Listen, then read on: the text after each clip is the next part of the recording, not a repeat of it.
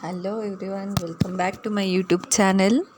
ಇವತ್ತು ನಾನು ನಿಮಗೆ ಬೆಂಡೆಕಾಯಿ ಸಾರು ಮಾಡೋದು ಹೇಗೆ ಅಂತ ಹೇಳ್ಕೊಡ್ತೀನಿ. ನೋಡಿ, ಒಂದು 5 ಟೊಮ್ಯಾಟೊ, ಕಾಯಿ, ಈರುಳ್ಳಿ ಒಂದೆರಡು, ಬೆಳ್ಳುಳ್ಳಿ, ಇದು ಸಾಂಬಾರು ಪುಡಿ, ಇದು 2.5 ಚಮಚ ಅಷ್ಟು ತೊಗೊಂಡಿದ್ದೀನಿ ನಾನು, ನಮ್ಮ ಮನೆ ಖಾರಕ್ಕೆ ತಕ್ಕಂತೆ. ಮತ್ತು ಒಂದು ನಿಂಬೆಹಣ್ಣು ಗಾತ್ರದಷ್ಟು ಹುಣಸೆಹಣ್ಣು ಹಾಕಿದ್ದೀನಿ. ಈಗ ಇದೆಲ್ಲ ನಾವು ಮಿಕ್ಸಿ ಮಾಡ್ಕೊಬರೋಣ ಬನ್ನಿ. ನೋಡಿ, ಫಸ್ಟ್ ಬೆಳ್ಳುಳ್ಳಿ, ಈರುಳ್ಳಿ, ಕಾಯಿ ಮತ್ತು ಟೊಮ್ಯಾಟೊ ಹಾಕಿ, ಹುಣಸೆಹಣ್ಣು ಇದೆಯಲ್ಲ ಅದು ಕೂಡ ಹಾಕಿಬಿಟ್ಟು ನಾವು ಚೆನ್ನಾಗಿ ನುಣ್ಣಗೆ ಆಡಿಸ್ಕೊಬಿಡೋಣ. ಈಗ ನಾನು ಇದಕ್ಕೆ ಸಾಂಬಾರು ಪುಡಿನೂ ಹಾಕೋತಾ ಇದ್ದೀನಿ ಒಟ್ಟಿಗೆ. ನೋಡಿ, ಹೀಗೆ ಮಿಕ್ಸಿ ಮಾಡಿಕೊಂಡು ಈಗ ನಾವು ಇನ್ನು ಪಕ್ಕದಲ್ಲಿ ಈಗ ಬಾಣಲಿಲಿ ಎಣ್ಣೆ ಹಾಕಿಬಿಟ್ಟು ಬೆಂಡೆಕಾಯಿ ಕಟ್ ಮಾಡ್ಕೊಂಡಿರ್ತೀವಲ್ಲ ಅದನ್ನು ಚೆನ್ನಾಗಿ ಫ್ರೈ ಮಾಡ್ಕೊಳ್ಳೋಣ. ಅದು ಅಂಟೆಲ್ಲ ಹೋಗಬೇಕು, ಆಗ ತನಕ ಚೆನ್ನಾಗಿ ಫ್ರೈ ಮಾಡ್ಕೋಬೇಕು, ಆಗ ಸಾಂಬಾರು ಚೆನ್ನಾಗಾಗುತ್ತೆ.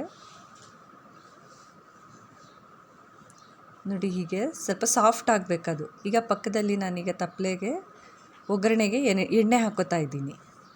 ಎಣ್ಣೆಗೆ ಹಾಕಿ ಈಗ ಸಾಸಿವೆ, ಕರಿಬೇವಿನ ಸೊಪ್ಪು, ಈರುಳ್ಳಿ ಮತ್ತು ಬೆಳ್ಳುಳ್ಳಿನ ಒಗ್ಗರಣೆಗೆ ಹಾಕೋತಾ ಇದ್ದೀನಿ. ಈರುಳ್ಳಿ ಫಸ್ಟ್ ಹಾಕೋತಾ ಇದ್ದೀನಿ ನಾನು. ಅದು ಸ್ವಲ್ಪ ಚೆನ್ನಾಗಿ ಫ್ರೈ ಆದಮೇಲೆ ಬೆಳ್ಳುಳ್ಳಿ ಹಾಕ್ತೀನಿ, ಟೇಸ್ಟ್ ಚೆನ್ನಾಗಿ ಬರುತ್ತೆ ಇದರಿಂದ. ಮತ್ತು ಕರಿಬೇವಿನ ಸೊಪ್ಪು ಹಾಕ್ತಾಯಿದ್ದೀನಿ ಈಗ ಕೊನೆಯಲ್ಲಿ. ಈಗ ಒಗ್ಗರಣೆ ಚೆನ್ನಾಗಿ ಫ್ರೈ ಆದಮೇಲೆ ನಾವು ಆಡಿಸ್ಕೊಂಡಿರೋಂಥ ಮಸಾಲೆನ ಅದಕ್ಕೆ ಹಾಕ್ಕೋಬೇಕು. ಮತ್ತು ಇದು ಸ್ವಲ್ಪ ಗಟ್ಟಿಯಾಗಿದ್ದರೆ ತುಂಬ ಚೆನ್ನಾಗಿರುತ್ತೆ ಬೆಂಡೆಕಾಯಿ ಸಾರು. ಅದಕ್ಕೆ ನಾನು ಒಂದು ಸ್ವಲ್ಪ ನೋಡಿ ನಮಗೆ ಎಷ್ಟು ಗಟ್ಟಿ ಬೇಕು ನೋಡಿ ನಾವು ನೀರು ಹಾಕ್ಕೊಂಡು ಈಗ ಅಳತೆಗೆ ತಕ್ಕಷ್ಟು ಉಪ್ಪನ್ನು ಹಾಕೋತಾ ಇದ್ದೀನಿ. ಈಗ ನೋಡಿ, ನಾವು ಫ್ರೈ ಮಾಡಿರೋಂಥ ಬೆಂಡೆಕಾಯಿ ಎಲ್ಲ ನಾನು ಈಗ ಸಾಂಬಾರಿಗೆ ಹಾಕಿ ಒಂದು 2 ನಿಮಿಷ ಚೆನ್ನಾಗಿ ಕುದಿಸಿದ್ರೆ ನೋಡಿ ಸಾಂಬಾರು ರೆಡಿ. ನೋಡಿ, ಇದು ಮಾಡಿ ನೋಡಿ ನೀವು ಕೂಡ. ತುಂಬ ಈಸಿ, ತುಂಬ ಚೆನ್ನಾಗಿರುತ್ತೆ. Thank you. ನಿಮಗೆ ಇಷ್ಟ ಆದರೆ ಲೈಕ್, ಶೇರ್ ಮತ್ತು ಸಬ್ಸ್ಕ್ರೈಬ್ ಮಾಡಿ.